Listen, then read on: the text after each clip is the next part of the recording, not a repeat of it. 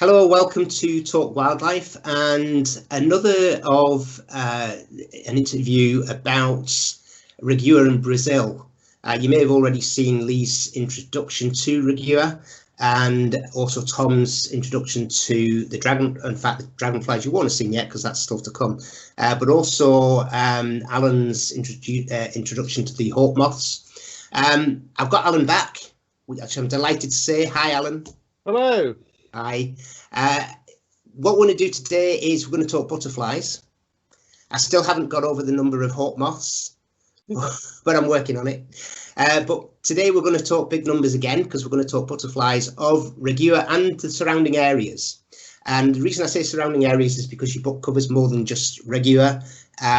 It looks like an amazing book.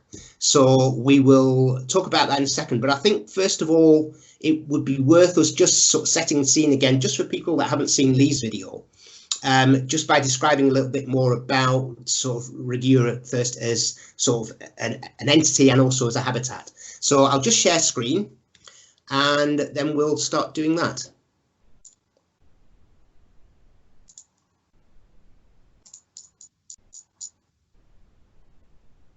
Right. Okay, so Allan, over to you. If you could just give us an overview of, obviously REGUA is an Atlantic forest. It's a rare habitat, but if you could just give us an overview of that, and then we'll have a chat about butterflies in a second. Sure. Okay. So we're talking about the Atlantic rainforest of Brazil. The Atlantic rainforest, or in Portuguese, the Mata Atlântica, is a strip of forest that used to run all the way down the eastern side of South America, right from Bahia in the top, right the way down into northern Argentina. People, when they think about rainforest, they tend to think about the Amazon, but the Atlantic rainforest is a far more threatened habitat. And if you look at the map, you can see the pale green or sort of lime green area. That used to be the extent of the Atlantic rainforest, and the dark green are the remaining bits. Now, some people quote that the remaining forest is about 7%. Other people quote it's about 12%. But one of the key problems is the fact that there is so little forest left and it's so fragmented. So in terms of wildlife value, I think the lower number is more accurate. You can have a higher number, but if it's just a little bit of forest on top of a hillside, really doesn't add much value. But you can see the concentration of the dark green is in the further south area, which is in Rio State and Espírito Santo and further south. Now the picture behind is a classic picture of the Atlantic forest, and this is where our reserve REGUA is located. The Mata Atlântica, the main part of the Mata Atlântica that goes through southeast Brazil is called the Serra do Mar, and the bit of the Serra do Mar that is in Rio State is called the Serra dos Orgos. And it's in the Serra dos Orgos that the Reserve Ecológica de Guapiaçu is located. And you can see on the left-hand side of that picture are some wetlands, which is where our centre is and our lodge. And we own about 14,000 acres of land, running right the way from those wetlands right to the top of those hills on the right-hand side. So we own a reserve that goes from about 40 meters right to the top of those mountain peaks, and all the various habitats that are included. If you look to the far left-hand top corner, that's where Rio de Janeiro is, and you can see what I mean. You can see some of the hillsides and the lower area where there's little bits of forest on the tops of the hills, which aren't really connected to the rest of the forest. So what we're trying to do is buy as much land as we can in this Guapiaçu Valley to protect the land, and we have rangers who patrol it, and to try and rejoin these forest fragments by planting trees. And I think we'll show you some pictures and talk a bit about the forest restoration work later on. Will, can I just ask about that patch that's sort of just off centre at the bottom here that looks like a golf course? Yeah. What's that patch there? It's owned by a local farmer, and we've been trying to buy it for a long time to plant it up.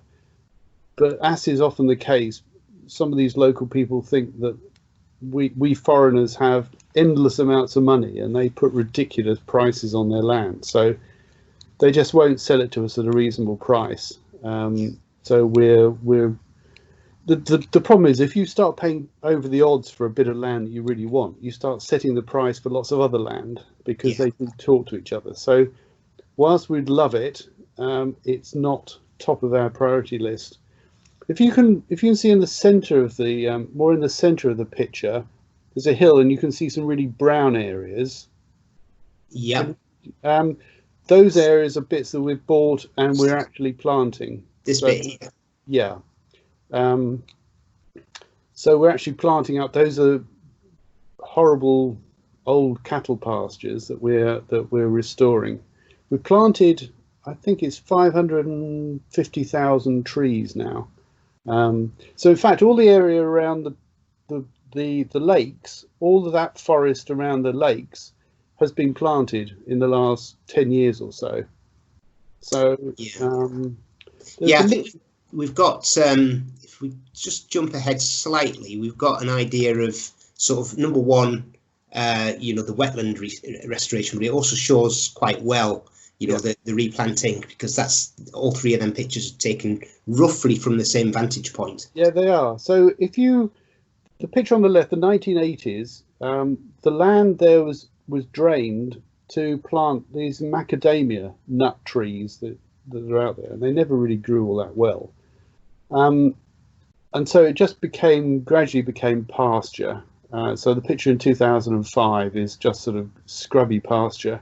You can see the rounded hill still in the middle of that 2005 picture. And so one of the first things we did is the river had been redirected, so they drained that area. Well, we just put the river back to where we redirected the river back to flood a lot of area again, and then we planted it up.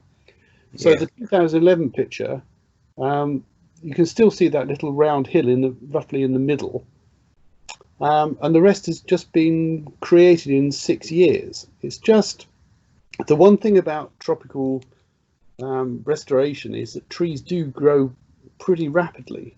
Now, these are pioneer species, so they won't have the very best and broadest diversity, but it gives you some shade cover. And once you have the shade cover, the bigger, longer lived trees then come up underneath in that shade and take over. The pioneer species die back, and you start getting the bigger figs and all the other wonderful trees. And with them comes the diversity.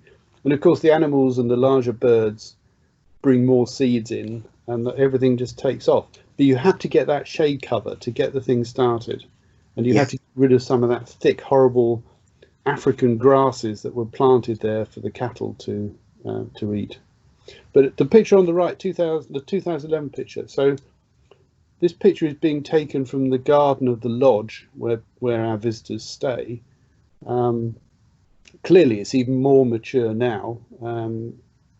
But looking across the reserve, we own all of the land that you can see in that picture on the 2011 photo.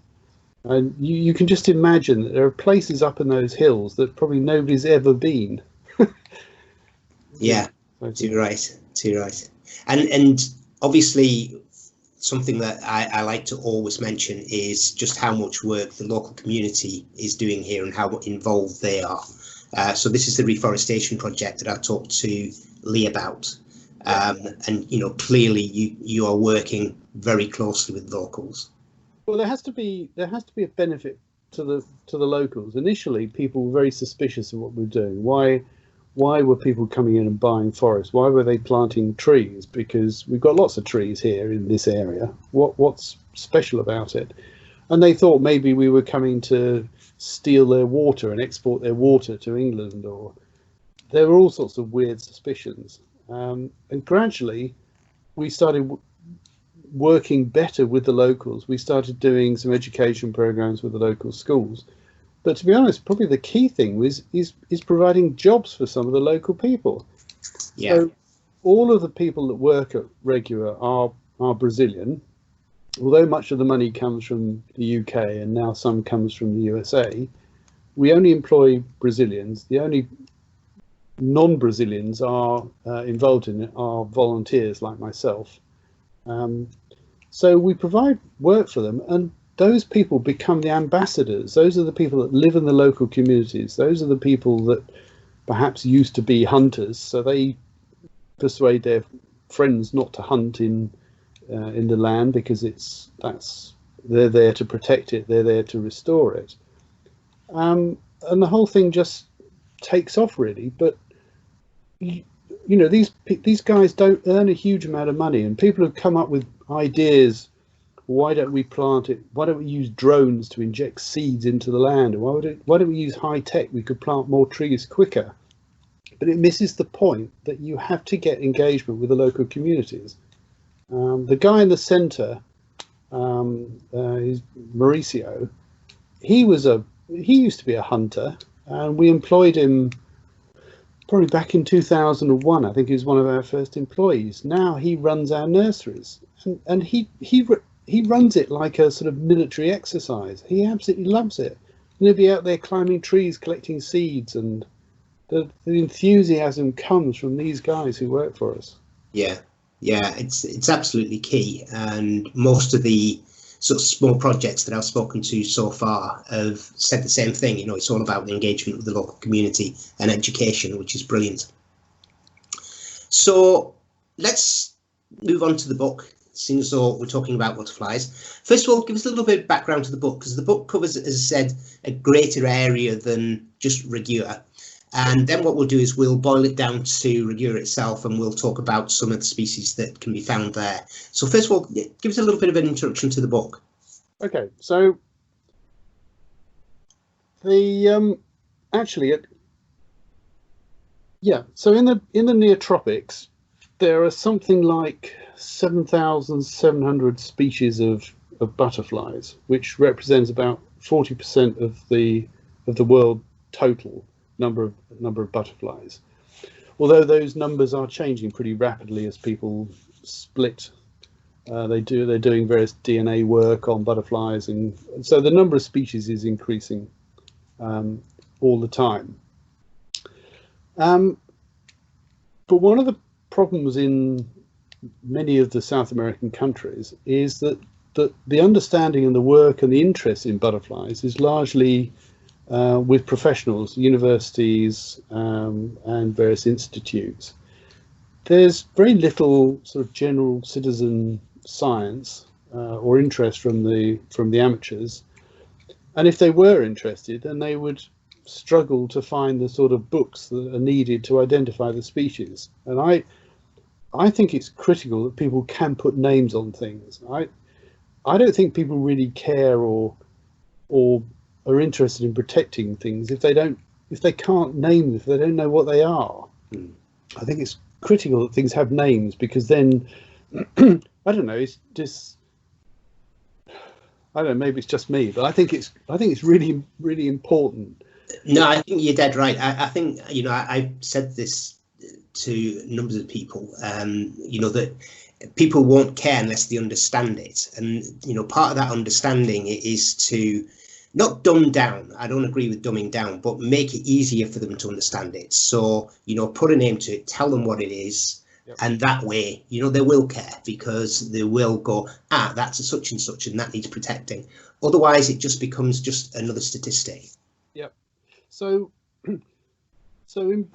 in Brazil, if you were interested, you would have to go to a museum or to look at various collections to try and identify some of this stuff, because the field guys just aren't there. So at REGUA, we took a deliberate effort many years ago that said, well, if guides don't exist, field guides don't exist, then we will try and create them.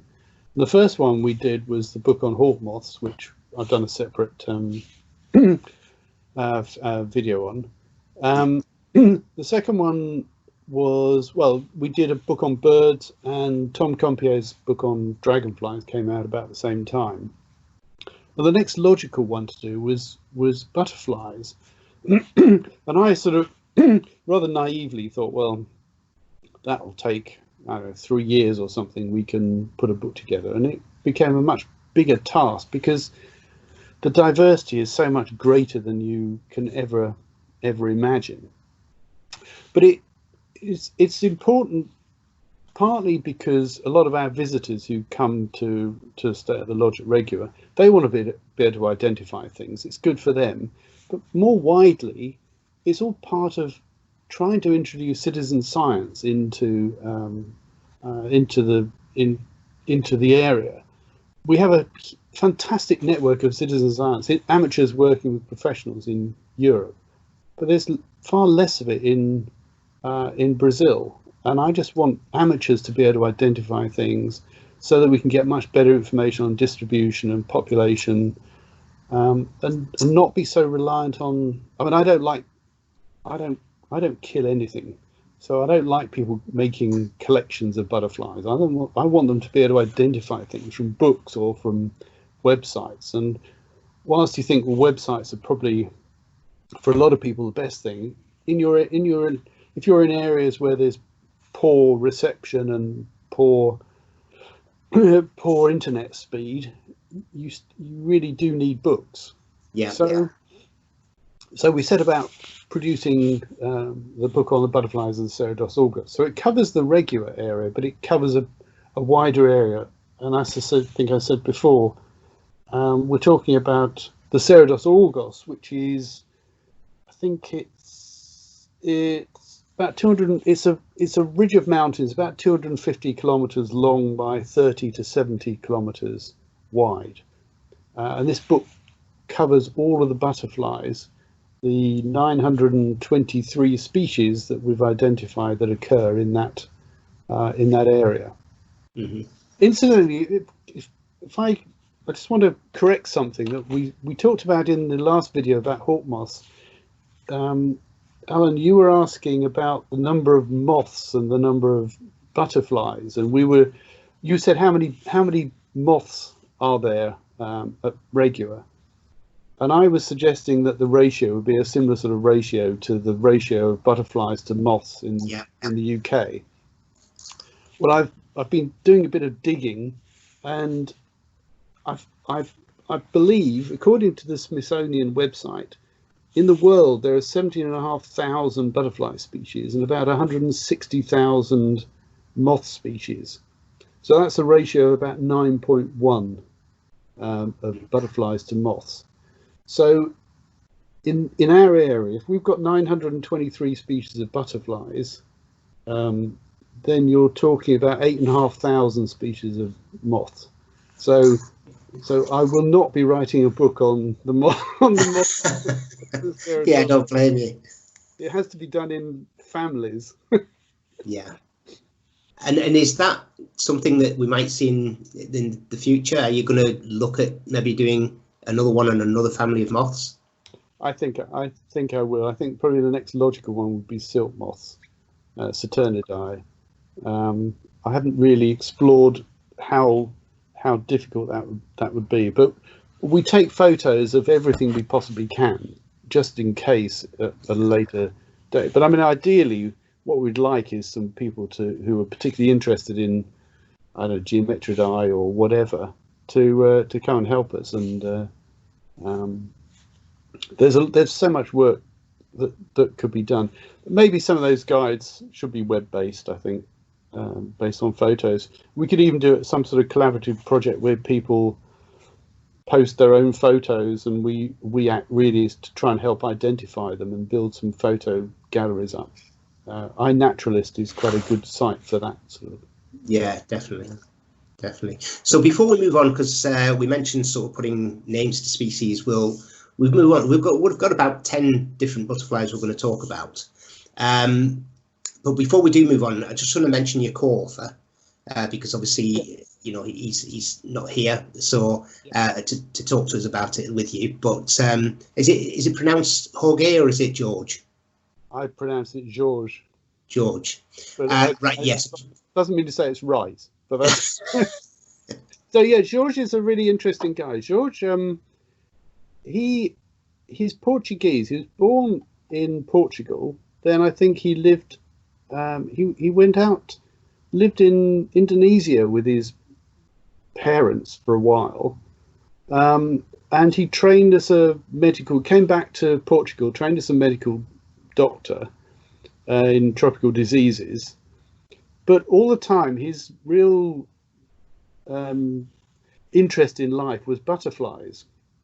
So he gave up his career as a doctor and travelled out to Brazil, where he's lived for all the rest of his life. And he worked at one of the museums in Brazil, and he became quite an expert in there was quite a lot of places where they were setting up butterfly breeding areas. And he worked there for a while, and he did a number of jobs, and eventually we offered him a job as our research coordinator. So he works for REGUA, and his day job is coordinating all the researchers and coordinating university projects and stuff, and helping people set up their project. But he's continued his interest in butterflies, and he's a real expert on butterflies of the area, and he's been doing quite a bit of work trying to match the caterpillar to the pupae to the butterfly and to the food plant, which is, you know, we all know in Europe, we know what our butterfly caterpillars look like and what the eggs look like and what their host plants are.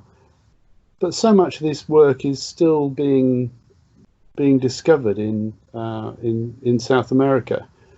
But he's got a mountain of information and knowledge, but he wasn't really getting it into a form that could be shared with other people. So my role, if you like, was trying to encourage George to put this information together. So George has written the texts for the book, with some editing from myself and improving the English and so on.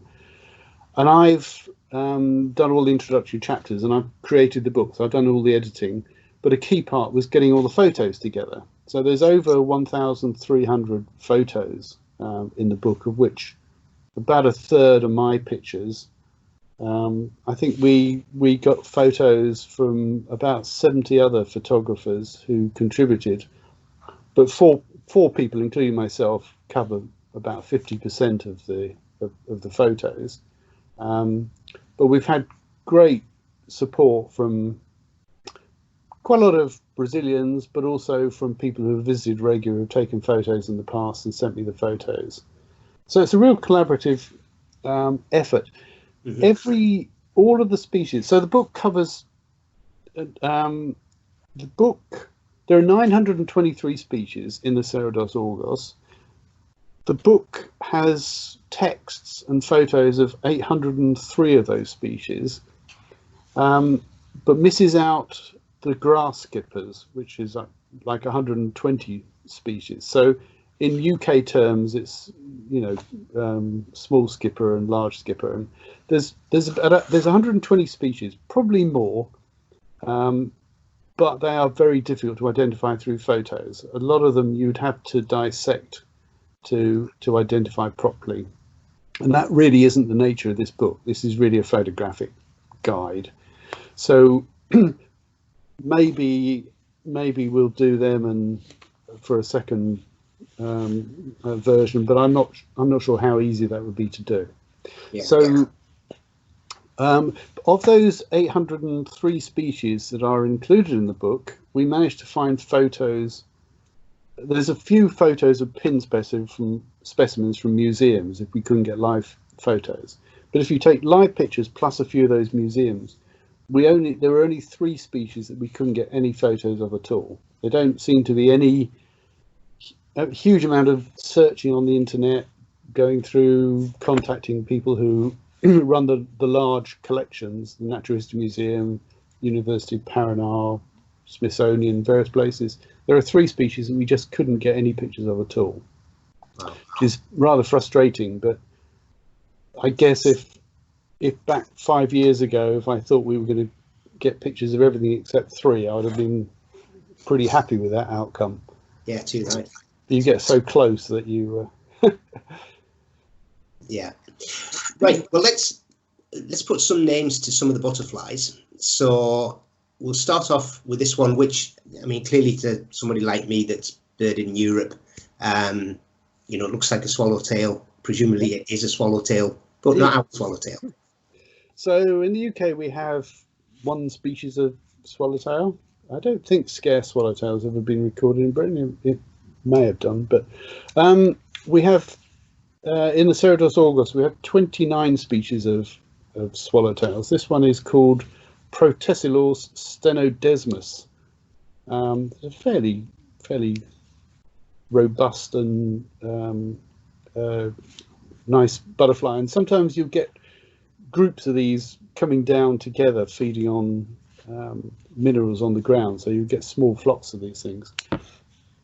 Like most of the butterflies, they have rather pathetic English names. What people tend to do is they have, the Latin name is Protesilaus stenodesmus, so they call the English name Stenodesmus swallowtail, which is right. Right. Some of them are even worse than that. They just sort of reverse the Latin name and call that an English name, which is Yeah. But yeah, this is everybody knows what a swallowtail looks like, but this is actually called Stenodesmus. They call it kite. It's a kite swallowtail. We call it kite swallowtail. See, kite. I mean, that's all right. That's not a bad name. Yeah. So. Okay, so hair streaks. We have 4. I think it's 4. How many have we got? 4 blues and 176 species of hair streaks in the Ceratophrys augus. Now in the UK, come on, you know this better than I. Is it 4 or 5 species of hair streaks we have? I think so. I think it's 5. 5, yeah. Okay. So 100. So this rather surprised us when we found there's 176. This one is called Arcas ducalis, and as I said, a stupid name. The English name is Ducal arcas, which is just the reverse of the, which doesn't roll off the tongue. Absolutely spectacular thing with these tails. Yeah. Like why can't you call it ornate-tailed hair streak? Yeah, or purple spotted hair streak. Purple spotted hair streak. Yeah. It's just beautiful, that. Like all hair streaks, when they sit, they move the tail up and down. They sort of vibrate the tail up and down, and the theory is that's so that if it draws attention to the tail, so if a bird or an insect or something tries to predate it, it goes for the tail end rather than the head end, and that gives it a chance to escape. Mm-hmm. That's the explanation I've heard as to why they move their tails around. To be fair, most of the hair streaks are a little bit more duller than this. They have a line of, palish with some white dots or streaks or red spots, but when you come across something like that, it's special. Yeah, I was going to say, I think most things are duller than that. That is absolutely, it has to be one of the most spectacular butterflies I've ever seen. It's just amazing, and that sort of metallic sheen is just brilliant. So yeah. When we had the hawk moth video, we talked about the moth wall. Yes. Interestingly, quite often you get hair streaks coming into the moth wall. It's one of the best places to see the hair streaks. I think it's, if you get a windy night, I think some of these hair streaks probably roost quite high up and they get disturbed by the wind, and then they just come into the light. So quite a few of the photos of hair streaks have been found on the moth wall, which is quite fun. So I've got to ask, has that one been on the moth wall? That one hasn't, but there's one that's pretty similar, the same sort of colours, but without the purple spot. So there are some pretty good ones come on the wall. Yeah, that is stunning. That we will move on from it, although I don't particularly want to. Right, although okay, that so itself is amazing. Yeah, this one is called Diathria clymena genera, or it's commonly known as an 88 butterfly, or widespread 88 in this particular case. There's about 7 or 8 species that are similar with these numbers on the wing. Say there's a clear 88. Some of them have a sort of 8 and a 0, or a 0 and 8, or slight modifications. But this particular one is extremely common. It's one of the most common butterflies you'll see. It is an endemic to the Atlantic forest.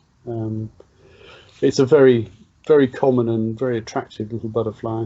And it comes and sort of lands on you. It seems to be attracted to sweat, so you tend to sweat quite a lot in the Atlantic forest when you're birding. Yeah. These things come and find you. Oh, that'd be amazing. So right. These ones, these are nymphalidae. I should have said that I think nymphalidae are the most common. Sorry, there are 1, 2, 3, 4, 5, 6 big families. So you have swallowtails, you have the pierids, which are the whites and the sulphurs. You have the hair streaks, Lycaenidae, the hair streaks. And then the biggest family of the lot is the nymphalidae, which is something like 280 odd species. And this is a group of, they call them sisters, that are within the nymphalidae. This is the most common one of the lot. This is Adelphus cytherea aea. But they're interesting because you identify them by, you've got this white streak and this purple, where did purple come from? Orange spot on the wing. And they're all slightly different in that some of them, the white bar stops short of that orange patch, and some of them, the orange patch is sort of cone shaped, some of it's a square spot, or it's all a relationship between that white band and the orange mark. There's a few that are harder, and you need to look at the underwing as well, but most of them you can identify just by the relationship of that white band and the orange marking. They're quite fun. They're quite common, and it's about the size of a peacock butterfly, I suppose. Right.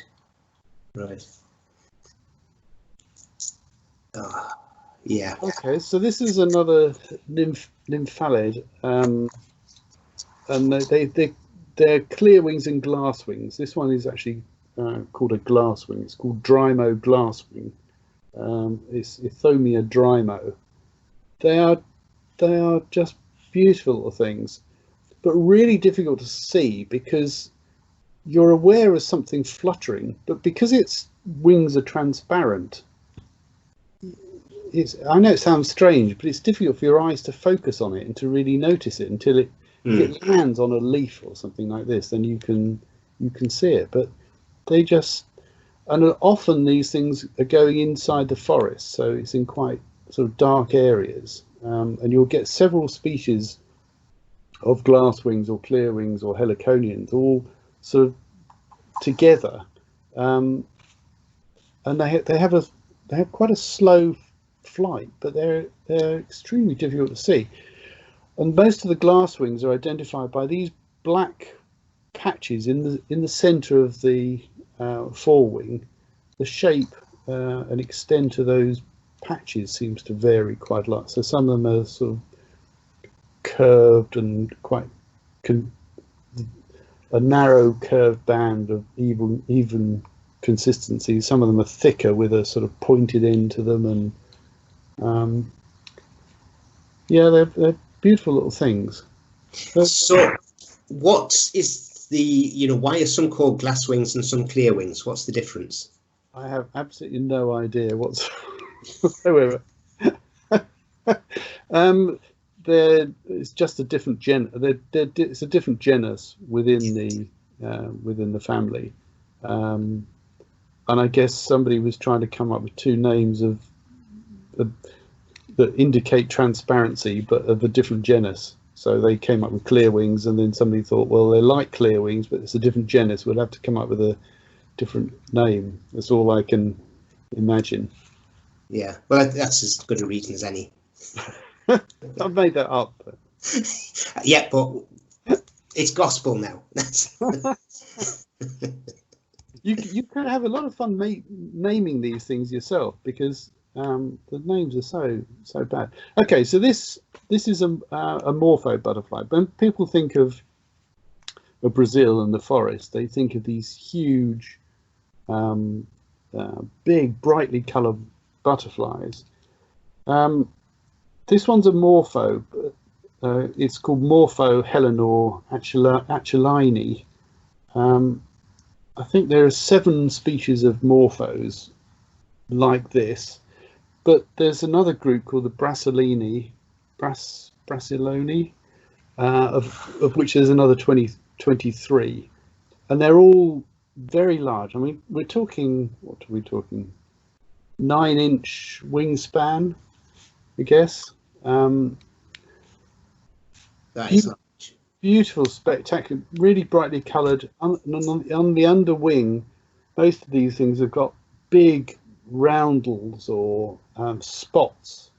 They're just magnificent things, and you'll be walking down a trail in the forest, and suddenly one of these massive things.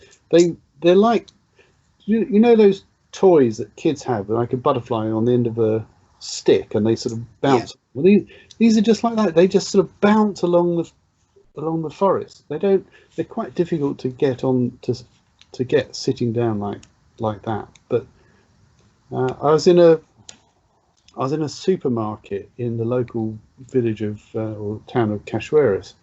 We were buying some supplies, and one of these things was just bouncing along the aisle of this supermarket, and I was looking for the child with a stick, and it how we got in there, I don't know, but amazing, absolutely magnificent things. They're huge. Yeah. When the caterpillars hatch, the caterpillars sort of roost in a great. They sort of go into a mass, like think of a pear hanging from a tree. They sort of go into a mass, that this dangling thing, and you look at it, and it's just made up of hundreds of caterpillars all hanging together. Weird. It is weird, yeah, but nature is that's not behaviour I've sort of come across before. That's really interesting. Send you a picture. Okay, so included in the book we have 5 species that are undescribed. I don't think we can, of those 5, this is the only one I think we can genuinely claim has been found by us. Oh no, maybe one other. This one was first photographed by Lee Dingane. Yeah. And he was just wandering through the forest, taking photos of birds and things, and saw this, took a picture, gave it to George. George couldn't put a name on it, sent it to a friend of his in the University of Paraná, who gave it to somebody else who's working on satires. So in the UK we have things like ringlets and meadow browns and stuff. Well, they're related. They're all satires. And they decided this was an undescribed species. I think then they went through the collection and they found some in the museum collection that had been misnamed or misidentified that were probably this species as well. We've seen this species once more since then. So the first one I think was in 2016, and we had another. Somebody was out there in January and found it again and took some photos. So we've only had 2 records of it. It will be named. It would be nice if it's named after REGUA, since that seems to be the first place it's found. We've had several species. We've had a dragonfly, we've had some spiders and various other things named after REGUA. It'd be nice to have a butterfly. Yeah, so the Reguan ringlet. It's got a good name to it. Yes, I'll make a note of that. So we've got five species have been undescribed. There's one metal mark, which I'll show you a picture of in a minute. There are 3 of these satires. So this is, I say, it was found at REGUA. There are 2 other satires that we've seen, but had been seen at other sites, but that still haven't been named. One skipper, which is new. The problem is that these guys in the museums and the universities, when they find, or when they're shown these new species and they start trying to describe them, they often find that the other species that are similar are in a bit of a mess. So instead of just describing one new species, they end up by going through the whole genus and starting doing work on DNA and all the rest of it. And they find that I think they say that there are more new butterfly species being found in museums than there are in the field now. So, which is quite interesting. So if you want to find a new species, the best thing to do is to go and dig through collections in museums rather than go out in the field. Yeah, too right. I'll put that in my diary. So this will get described at some point, and it's frustrating. You think it would be really nice to get it done soon, but they have so much work on, and the complexity of and they would want to go and try and find some more specimens so they can see if there's variation in the. It's a really difficult task, and we're so organised in Europe. In South America, I've got a friend who's been doing some work on amphibians in Ecuador, and really, unless somebody comes along with some money and sponsors and actually gives them some money to do the work on that species, that bumps them up the priority list. Otherwise, these guys have got so much work on. Yeah. Okay, so this is a metal mark. We have 129 species of metal marks. So what gives them the name metal mark? Well, they're generally species that are very colourful, have a sort of sheen to them, or are partly iridescent. We've only got one species of metal mark in Europe, which is the Duke of Burgundy. Mm-hmm. That's, I think, the only metal mark we have certainly in Britain anyway. This little chap, you can see the strange, on the forewing, this strange sort of curve, arc-shaped. So that's what first drew it to our attention. We actually found this in the garden of the lodge next to the swimming pool. We saw this thing, and I caught one and took these photos, and we tried to identify. And the only similar species with that curve, it's called a Cymachia species. The only similar one with that curve and with the red hindwing is found in Venezuela. And when we looked at the museum, the Venezuelan one, I think, has 4 spots instead of 3. Mm. So this is clearly because of the distance between this and any other similar species makes you think that this must be a different species, but the number of spots is different as well. So this is an undescribed metal mark, which is an absolute little gem. It's probably, what is it, about 1.5 inches from tip to tip. This broad, bright red marking on the hind wing, which when it opens its wings, it gives you a flash of red. Mm-hmm.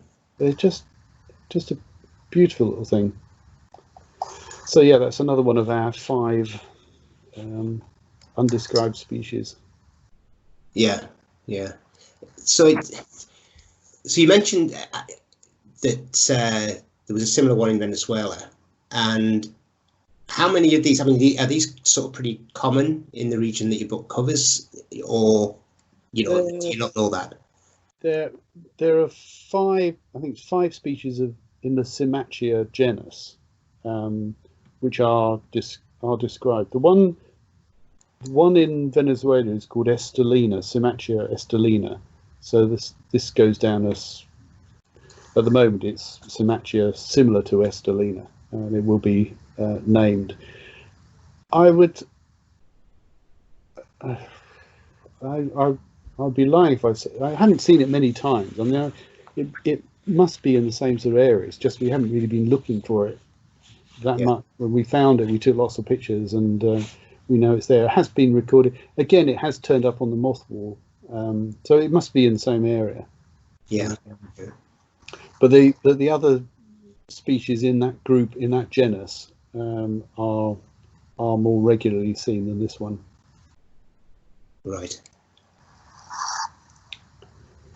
So this is another one of the undescribed species, which has only been seen twice. I think it was first seen in 2016. I was out there in March this year, and I found this one and took a whole load of pictures of it. It's a type of skipper. So it's one of the Gorgithian genus species. Again, it's been reported to the museum, and they were aware that this species existed, but they just haven't described it yet. It's about the size of a small skipper, so it's a tiny little thing with the light was shining on, but those sort of silvery marks are really almost purple, almost like a sort of purpley marks on them. Quite pretty little thing that it's in a little stream back on the left. That's sort of a little water going down. It was coming down to drink or take some minerals or whatever on the edge of the stream.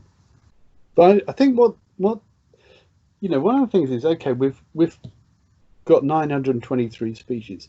There are more out there to discover that have been seen before, but will be discovered in our area. And I'm sure there are other species that are going to be discovered as well. Sure. But so what we've really done is put a marker down and said, well, those are the 923, and if people come out and visit and they find pictures that don't seem to fit to our 923, then it's just all part of the process of trying to. At the moment, a lot of people come out and they've got no idea whether some of these things are common or rare, or you just can't get names on them. But hopefully the book will take us a step in the right direction of finding even more new species. Yeah, and it's an incredible starting point. You're covering a vast number of species there, so it's a good place to start. This just looks like a brooch. Is this real? I would love a brooch like that. When we did the last talk, you asked me which was my favorite hawk moth, and you threw me completely. So this time I'm prepared. This is my favorite butterfly. This is another metal mark. It looks quite well. I suppose that you can see the scale against the leaf. It's pretty tiny, so it's probably from tip to the. Well, what am I doing? Again, it's probably only 1.5 inches wide. I mean, it's a tiny little butterfly. And again, I found this on the moth wall. It's called Simatia nix, and it has a proper English name. It's called spotted tailwing, which I think is great because it's got yeah. And the tail, the hind wing and the tail all sort of joined. So, you know, it all looks like one thing. So a tail wing is quite a good name. So it's a spotted tail wing. It is just the most immaculate, beautiful little butterfly. They just don't come better than that, I don't think. Yeah, and you're right. Make a lovely little brooch. Yeah, yeah. So that's your favourite. I don't have to say which one's my favourite, but the hair streak. Yeah. That when you sent me that photograph, it blew my mind. So you like flash things, though, obviously. So I like them slightly more subtle. Yeah, not always. It's just that particular one just messed with my head. It's brilliant. Yeah. So that's introduced a few of the species, and obviously the book goes into great detail about a lot more. But just to say that this is the lodge at REGUA, so anybody wanting to go out there and actually look at these butterflies, clearly ecotourism's really important for REGUA. It's, you know, it helps towards their funding. So whether there's anything else you want to say about visiting REGUA, I just wanted to make a point that you could. Yeah, very briefly. So we have a lodge, 10 rooms. It's perched on a small hill overlooking the wetlands, and from here there are various trails that you can walk on. And we organise trips out to other local areas. Most people are coming, or up to now, most of the people have been birders, and there's 600 odd species of birds they can come and see. We're starting to get people coming looking for dragonfly groups now, and we've had one or two groups coming out looking at butterflies, and I think that's going to grow. It's a fantastic place. It's only about an hour and a half away from Rio International Airport, and we collect people from the airport and take them up there. All meals are provided, etc. And there's a website, www.regua.org, which gives you all the information. And we really do need people to come, because tourism is the most important aspect of the funding for the project, paying for the rangers and all the work we're doing. The problem, of course, is with coronavirus, the tourism is non-existent this year. Yeah. So we've made a few people, we've furloughed a few people, and we're just living on our financial reserves at the moment, which aren't going to last. So we really need to bounce back strongly next year. We need a great year next year, or we're continuing to plant trees at the moment. We've had some grants to plant trees, so that's helping keep some of the people in employment. But I don't think people really appreciate how the coronavirus crisis is affecting conservation projects around the world. Many of them rely on tourism, and we're fortunate that we had a great year in 2019. So we do have some financial reserves, but it is desperate position for a lot of fantastic projects, and we've been given money from generous donors to buy land, and we have to continue to protect it. We have to pay for our rangers to protect it, to stop any hunting, and the idea of taking steps backward for lack of funding is just too horrible to comprehend. So please come out, whatever you're interested in, birds, butterflies, dragonflies, ants, whatever it is. You will have a fantastic time, and it's very comfortable. English speaking people. So when the flights are working again and the world has come back to some normality, please come and see us.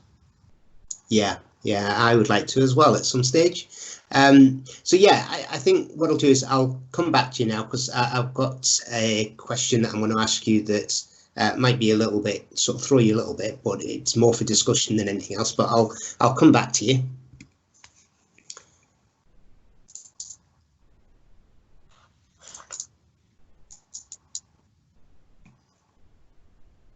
Right. So, just a quick question before we go. Oh, go on, ready. I was asked this question and I didn't have an answer because I don't know what the answer is. I'm sure that somebody's done research into it and there might be an answer out there somewhere. But you talked about the ratio of butterflies to moths. And the question I was asked was, why is that the case? Why is there so many more moths than butterflies? And it seems that it's because I was asked about it in the UK and I hadn't a clue. But it seems like that's pretty common sort of globally. So what's your thoughts on that?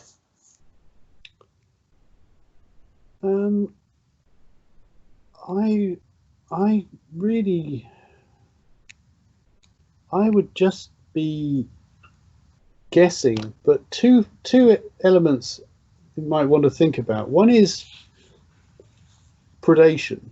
There must be less predation. Okay, there are bats and there's nightjars that would eat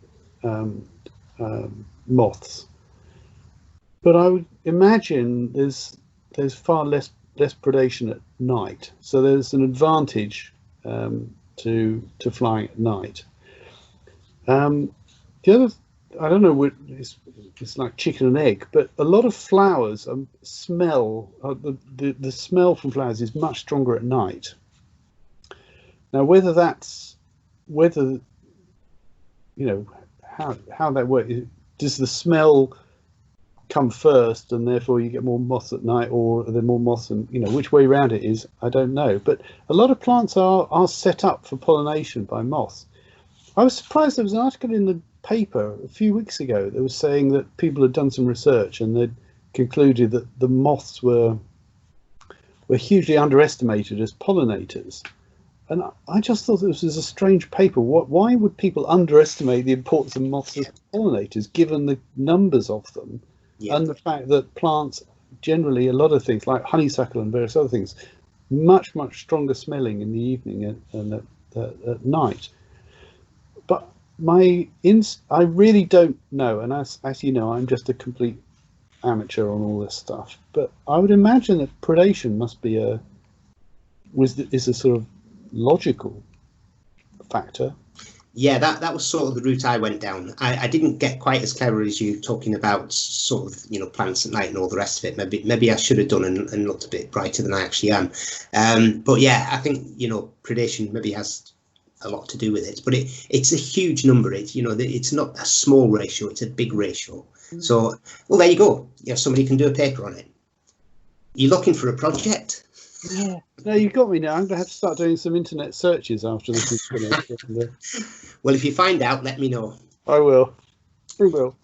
And that's great. And I wish the best of luck both with the book, but also with the future of tourism into REGUA, because it deserves it.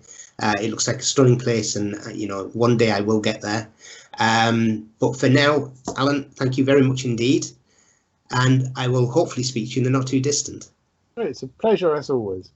Thank you very much. And just so everybody knows, I mentioned the dragonflies interview that I'm going to do with Tom. I'm doing that tomorrow night. So that will come out not too long after this one's been out. So look out for it, because it will be really good. This is a really good series of interviews I'm doing around REGUA. It's a really great insight. So thank you to you and Tom and Lee and all the rest of it. Brilliant. Thanks, Alan. Take care. Cheers. Bye.